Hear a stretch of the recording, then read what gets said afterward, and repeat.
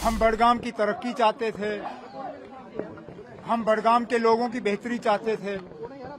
हम चाहते थे कि अगले 4 साल उनका एक करीबी रिश्ता जो है वो हुकूमत के साथ बना रहे, लेकिन बडगाम के लोग कुछ और चाहते थे। मुझे पहले ही मालूम था कि ये बडगाम का इलेक्शन हमारे लिए आसान नहीं होगा। बडगाम के कुछ अपने ही अलग हालात हैं। एक ऐसा तबका है, काफी बड़ा तबका वोटरों का, जो मुद्दों पे वोट नहीं देते। बडगाम में सिर्फ काम देख के वोट नहीं होता। बडगाम में एक बहुत बड़ा तबका वोटरों का ऐसा है जो फर्जों के पीछे चल के वोट देते हैं। जाहिर सी बात है कि हमने इलेक्शन जीतने के लिए लड़ा था, लेकिन बडगाम के लोगों को कुछ और ही चाहिए था। हम बडगाम की तरक्की चाहते थे, हम बडगाम के लोगों की बेहतरी चाहते थे। हम चाहते थे कि अगले 4 साल उनका एक करीबी रिश्ता जो है वो हुकूमत के साथ बना रहे, लेकिन बडगाम के लोग कुछ और चाहते थे। अब हम अपनी जगह इस नतीजे को एनालाइज करेंगे, कहां पे खामियां रहीं, कहां पे दुरुस्त करने की जरूरत है। अगर कहीं पे ऑर्गेनाइजेशनली नेशनल कॉन्फ्रेंस में कुछ चेंजेस लाने की जरूरत है, उन पे सोचा जा सकता है। अगर कहीं पे हुकूमत में कुछ बदलाव लाने की जरूरत है, उसमें भी हम एक एक्सरसाइज कर लेंगे। लेकिन नतीजा आज ही निकला है, इसमें जल्दबाजी में नुकसान ही होगा।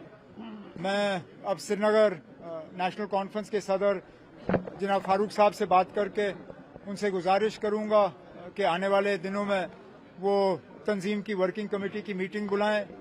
हम बैठ के तफसीलन न सिर्फ बडगाम बल्कि नगरोटा के हवाले से भी बात करेंगे, और उसके बाद जो फैसले लेने होंगे वो फैसले हम ले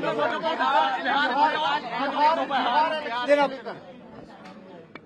जब मैं बिहार के नतीजे देखता हूं तो अपनी हालत पे मुझे दुख कम होता है,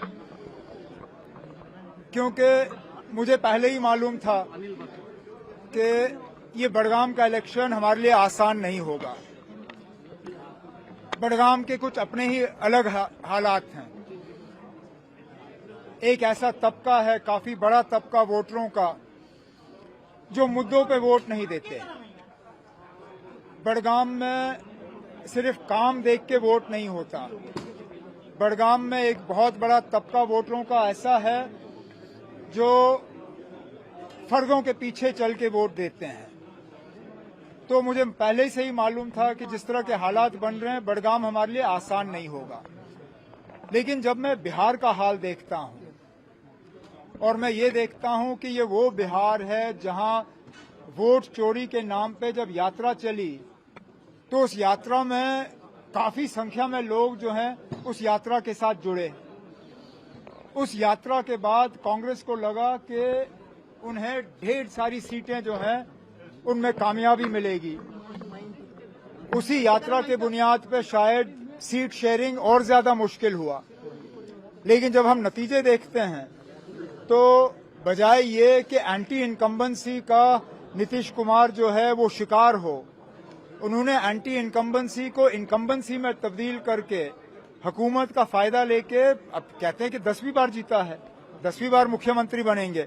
ये अपने आप में कोई मामूली बात नहीं है, और अच्छा होगा अगर कुछ बाकी रियासतें भी सीखें कि आखिरकार उन्होंने क्या किया वोटरों के लिए, जो कि दूसरी जगहों में किया जा सकता है। एक चीज तो जरूर देखने को मिलती है कि नीतीश कुमार साहब ने जात और कास्ट को एक तरफ रख के जो महिलाओं के लिए किया, जो औरतों के लिए किया, और जो खसूसी कुछ स्कीमें वहां पे महिलाओं के लिए बनी, उसका उनको भरपूर फायदा जरूर मिला। इधर अब मुझे उन पर कुछ नहीं कहना है। देखो, अगर नुकसानदायक नहीं रहा होता, देखो इतना मैं जरूर कहूंगा कि अंग्रेजी में एक कहावत है, you cut your nose to spite your face. Ruhullah ने मुझे एक पैगाम पहुंचाने के लिए क्या किया क्या नहीं किया वो एक बात, लेकिन सियासी तौर खुद तो उन्होंने खुदकुशी की। लेकिन सुने ना, क्योंकि जो शख्स वहां से जीता है वो कभी रूहुल्लाह को वहां दोबारा उठने नहीं देगा। मैं दोबारा उठ जाऊंगा, रूहुल्लाह कभी दोबारा बड़गाम में उठ पाएगा या नहीं ये तो सिर्फ रूहुल्लाह तय कर सकता है। लेकिन चलिए, जो हुआ सो हुआ, अब तंजीम को करना होगा वो हम कर लेंगे।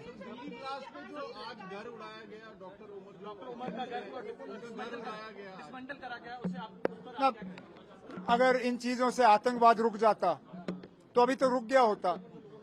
आपने पहलगाम के बाद भी कितने गाड़ उड़ाए, रुका ही है।